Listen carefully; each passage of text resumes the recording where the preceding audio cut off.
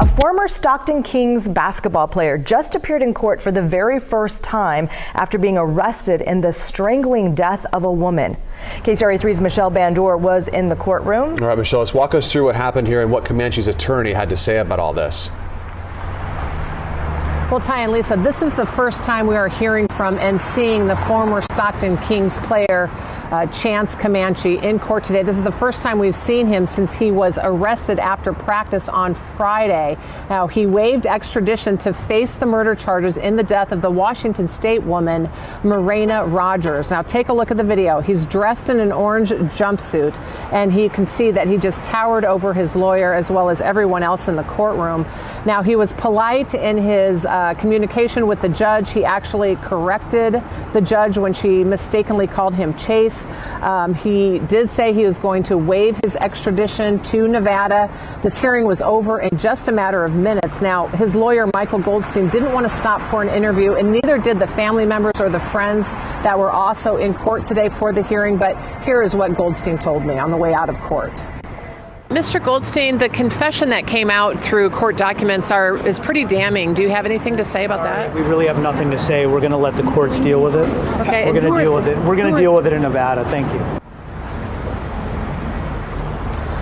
So that confession and court documents that I was talking about, we obtained those court documents from Las Vegas Metropolitan Police today. And according to detectives, they say that this started out as a murder for hire plot, but Comanche, along with an ex-girlfriend, Sakira Harden, couldn't find anyone to do that killing, so the pair hatched a plan to do it themselves. Now, in that confession from Comanche to the detectives, he says that he was texting the victim as a trick, as someone who wants to pay for sex. He said that the pair was able to get the victim, Rogers, in the car, where then he says she agreed to have her hands zip tied. He also told the detectives that he used an HDMI cord to strangle her, and then he said that he stopped after about 10 seconds when he said that she was having trouble struggling and breathing. Harden then, he said, joined in and used her hands to strangle Rogers, and then together they did strangle her at the same time. Then they found somewhere to place her body in a ditch. He said that they covered her remains with rocks, and he told the detectives that he used a towel to actually pick up those rocks so he would not leave any DNA. And he says they also smashed that victim's phone. And again, Comanche did waive extradition, and what that means is that Las Vegas detectives will have 30 days to come here to Sacramento to pick him up and bring him to Nevada, where he can begin the judicial process there. We have much more from those court documents, including text messages between the two murder suspects and how they came up with this alleged plan to kill Marina Rogers. Reporting live in downtown Sacramento, Michelle Bandor, KCRA3. How you doing? This is Nathaniel Social Swope said it. Today I want to talk to you about the Stockton Kings Chance Comanche. And the title, I want to read you an article for those of you that heard Chance Comanche deleted a young woman by strangulation, played with the Stockton Kings again, NBA G League team.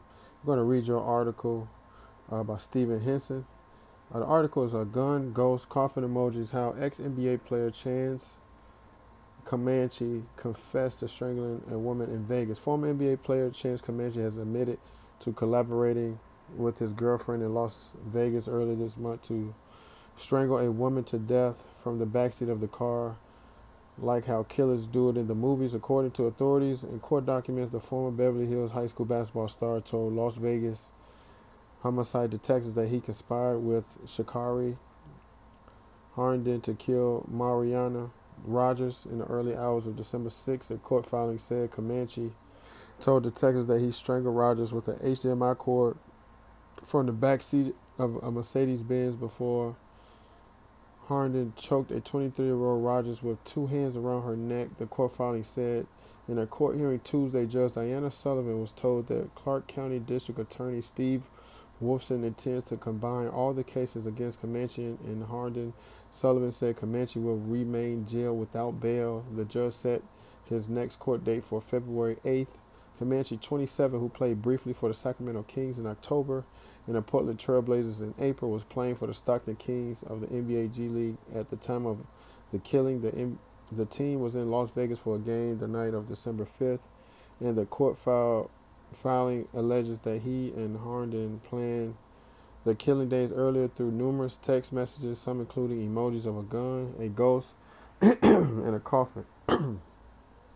After they were unable to find someone to kill Rogers for $3,000, Comanche and Harden, 19, decided to carry out the killings themselves. The filing said in a text message that Harden on December 4th, Comanche wrote, "If you get a nice little thick piece of rope and some sturdy, I can do it from the back seat like how killers do it in the movies." According to the court filings, Harden and Rogers were prostitutes and acquaintances who had argued over a Rolex watch and the fact that Rogers had revealed to others that Harden had cooperated with police about a boyfriend's involvement in a double homicide in Stockton earlier this year. The boyfriend Azul Satua was arrested in May along with a 16-year-old boy in the case.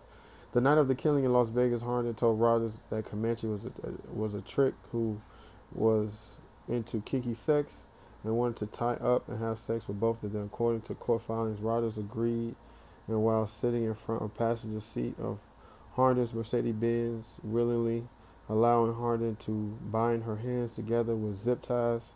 The filing said Chance made reference to fluid coming out of Mariana's mouth, which caused them to believe Mariana was dead. The filing said Comanche and Harden placed Rogers' body in a ditch, covered it with rocks. According to the court filings, the next morning, Comanche boarded the team bus for the airport. Las Vegas homicide detectives interviewed Comanche in Stockton on December 15th. The court filing said he confessed to the killing and told detectives where Rogers' body was located.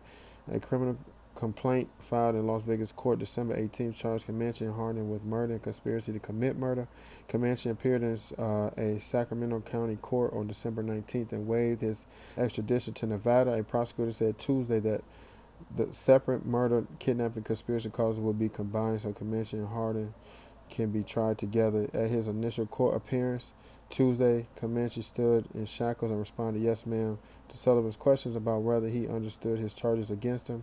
In 2015, Comanche, a 6'10" center, led Beverly Hills to its first CIF Southern Section championship since 1969, averaging 20 points and 16 rebounds a game. He chose Arizona over offers from Louisville and Gonzaga, and in 2 seasons averaged 4.6 and 2.8 rebounds a game. Comanche declared for the 2017 NBA draft foregoing the remaining 2 years of college eligibility, but was not selected. Since then, he has bounced around the G League. In 2021, played professionally for a professional team in Turkey.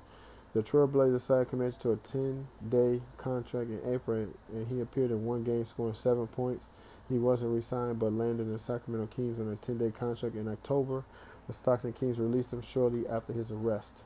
This is very sad. This is a young man who was a very talented basketball player, 6'10", 7 feet kid, had all the opportunities, got caught up with women, and committed a murder like he admitted to the murder.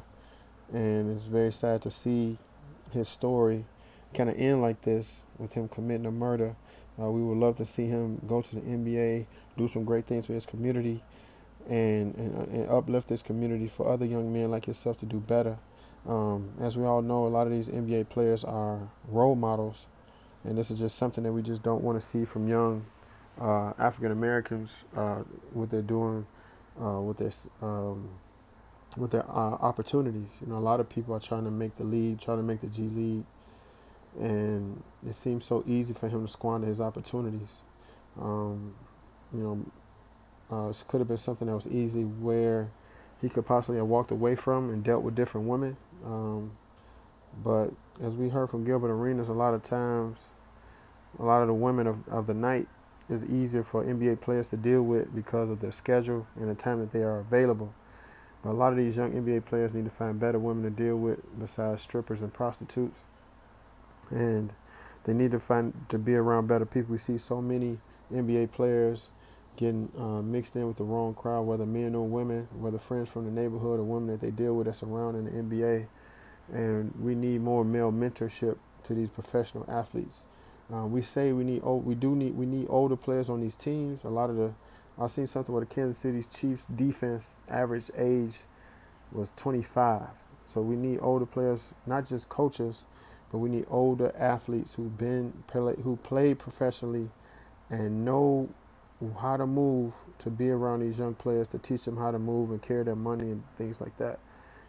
Sorry that this happened to the young lady. Prayers to her family. And sorry that this young black man ruined his life. This is Nathaniel Social Soul signing out, and you all have a good one.